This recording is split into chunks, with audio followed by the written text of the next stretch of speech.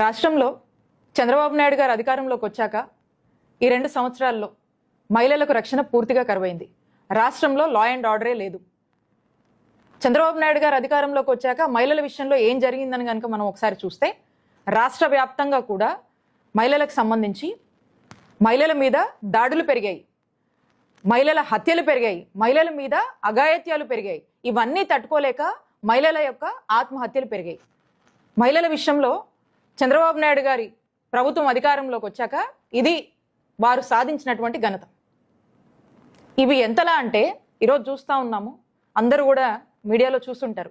మా పల్నాడు జిల్లా మాచర్ల నియోజకవర్గంలో ఒక గవర్నమెంట్ ఎంప్లాయీ మహిళ తన తలుపు కొట్టి తన ఇంటి మీదకి వెళ్ళి మరి తన మీద ఏ విధంగా అఘాయిత్యం చేశారో మనమంతా కూడా చదివాము. ఈ రోజున పరిస్థితి కూడా 2 సంవత్సరాలు అయిన తర్వాత ఇలా ఉందంటే ఒకసారి మరి కూటమి ప్రభుత్వం ఆలోచన చేయాలి. ఏం చేస్తున్నారు ఈ పోలీసులు?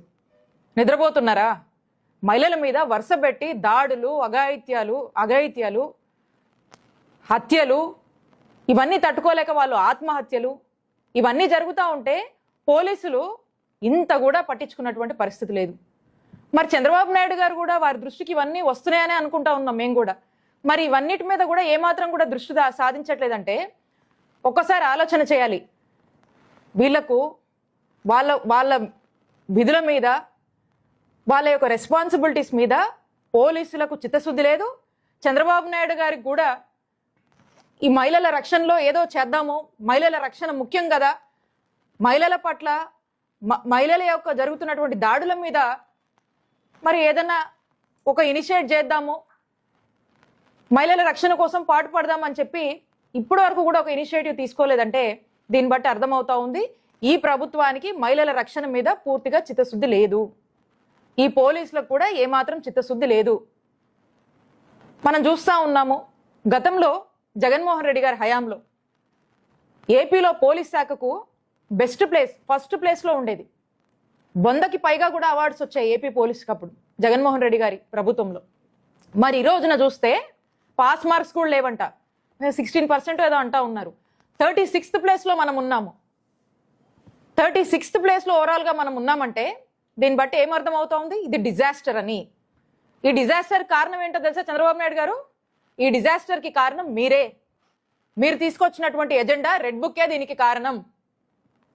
పూర్తిగా మీరు అధికారంలోకి వచ్చాక మీరు పోలీస్ శాఖకి ఇచ్చినటువంటి ఎజెండా ఏంటి? ఈ రెడ్ బుక్ పాలనని, ఈ రెడ్ బుక్ని ఇంప్లిమెంట్ చేయండి అని చెప్పారు. వాళ్ళు ఎక్కడా కూడా పోలీసులు డివేట్ కాకుండా ఈ రోజు కూడా అదే చేస్తూ ఉన్నారు. ఈ రెడ్ బుక్ ఎజెండాలో భాగంగా ఎక్కడ వైఎస్ఆర్ కాంగ్రెస్ పార్టీ వాళ్ళు ఎక్కడున్నా, ఏం చేసినా, ఏ యాక్టివిటీలో పార్టిసిపేట్ చేసినా, ఎక్కడ ఈ ప్రభుత్వాన్ని ప్రశ్నించినా అడ్డగోలుగా వాళ్ళ మీద కేసులు పెట్టడము, ఇల్లీగల్ కేసులు కట్టడము, నెరేటివ్స్, స్క్రిప్ట్స్ పోలీసులే బిల్డ్ చేయడము, దాన్ని ఎఫ్ఐఆర్ చేయడము, ఇల్లీగల్ అరెస్టులు, ఇల్లీగల్గా జైలు పాలు చేయడము, బెదిరించడాలు, భయపెట్టాలు, కొట్టడాలు, తిట్టడాలు, ఇదేగా చేస్తుంది మీ పోలీసులు. కాబట్టి పోలీసులు పూర్తిగా రెడ్ బుక్ అమల్లో బిజీగా ఉన్నారు. వాస్తవానికి వాళ్ళు డెలివర్ చేయాల్సినటువంటి విధులు, రెస్పాన్సిబిలిటీస్ అండ్ రోల్స్ ఏవైతే పోలీస్ శాఖకు సంబంధించి ఉంటాయో వీటి నుంచి ఎప్పుడో డివేట్ అయిపోయారు.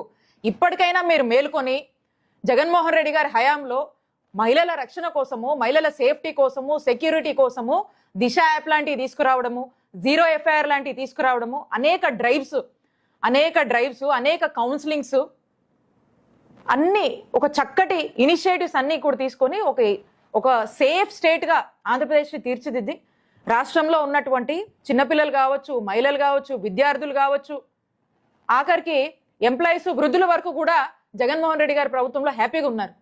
ఈ రోజున రాష్ట్ర ప్రజల పరిస్థితి అది కాదు. ఈ రోజున ఎవరికి రక్షణ లేదు. మహిళలకు లేదు, విద్యార్థులకు లేదు, ఎంప్లాయీస్కి లేదు, సామాన్య ప్రజలకు లేదు, ఎవ్వరికి కూడా రక్షణ లేదు. ఎందుకంటే కంట్రోల్ లేదు మీకు. లా అండ్ ఆర్డర్ పనిచేయట్లేదు. లా అండ్ ఆర్డర్ మీద దృష్టి చంద్రబాబు నాయుడు గారికే లేదు. ఎందుకంటే ఎంతసేపు రెడ్ బుక్ మీద ఉంది కదా మీ దృష్టి అంతా. కాబట్టే చెప్తున్నాం, ఇప్పటికైనా కూడా మహిళల విషయంలో, మహిళల రక్షణ విషయంలో ఇలాంటి ఇన్సిడెంట్స్, ఇలాంటి సంఘటనలు చోటు చేసుకోకుండా ఇప్పటికైనా ఒక కంట్రోల్ తీసుకోవాలంటే ఇప్పటికైనా మీ రెడ్ బుక్ ఎజెండా అనేది పోలీస్ శాఖలో మార్చి పోలీస్కి సంబంధించినటువంటి అసలైన విధుల్లోకి వాళ్ళని ఆ విధులు అమలు చేసేలాగా అంబేద్కర్ గారి రాజ్యాంగాన్ని అమలు చేశాం కాబట్టే జగన్మోహన్ రెడ్డి గారి హయాంలో ఏపీలో పోలీస్ శాఖ ఫస్ట్ ప్లేస్లో ఉంది, బెస్ట్ ప్లేస్లో ఉంది. ఈ రోజున ఈ రెడ్ బుక్ రాజ్యాంగాన్ని అమలు చేస్తున్నారు కాబట్టి చంద్రబాబు నాయుడు గారు ఈ రోజున ఏపీ పోలీస్ శాఖ పరిస్థితి 36వ ప్లేస్, పాస్ మార్క్స్ కూడా లేవు, ఫెయిల్. మేము ఒక్కటే డిమాండ్ చేస్తూ ఉన్నాము, చంద్రబాబు నాయుడు గారు మీరు అధికారంలోకి రావడానికి ఎన్నికల ముందు జగన్మోహన్ రెడ్డి గారు చక్కటి పాలన, గొప్ప ఇనిషియేటివ్స్ తీసుకువచ్చి ఈ ఇనిషియేటివ్స్ని చక్కగా అమలు చేస్తే మీరు ఏం పేర్లు పెట్టారు అప్పుడు? చంద్రబాబు నాయుడు గారు ఎలక్షన్స్ ముందు ఉమెన్ ట్రాఫికింగ్ అన్నారు, మిస్సింగ్ అన్నారు, ఇంకా రకరకాల పేర్లు పెట్టి రకరకాలుగా మాట్లాడారు. మరి ఆ మాటలన్నీ ఏమయ్యాయి? 2 ఏళ్ళు అయింది కదా. మరి దాని మీద ఏమి రిపోర్ట్ తీసుకొచ్చారు? దాని మీద మీరు ఏం ఫైండ్ అవుట్ చేశారు? మరి ఈ రోజున జరుగుతున్న ఈ వరుస ఎపిసోడ్స్ని కంట్రోల్ చేయడానికి ఏం చేశారు? మీరు ఏం ఇనిషియేటివ్స్ తెచ్చారు? ఎక్కడ చూడండి విచ్చల విడిగా బెల్ట్ షాపులు, ఎక్కడ చూడండి మందు షాపులు, విపరీతమైనటువంటి గాంజా, డ్రగ్స్ అన్నీ కూడా ఈరోజు విచ్చలవిడిగా అందుబాటులో ఉన్నాయి. వీటిని కంట్రోల్ చేసే మెకానిజమ్స్ ఏమీ లేవు కాబట్టి క్రైమ్ విపరీతంగా పెరిగిపోతుంది. అది మహిళల మీద ఈ విధంగా ఇంపాక్ట్ అవుతుంది.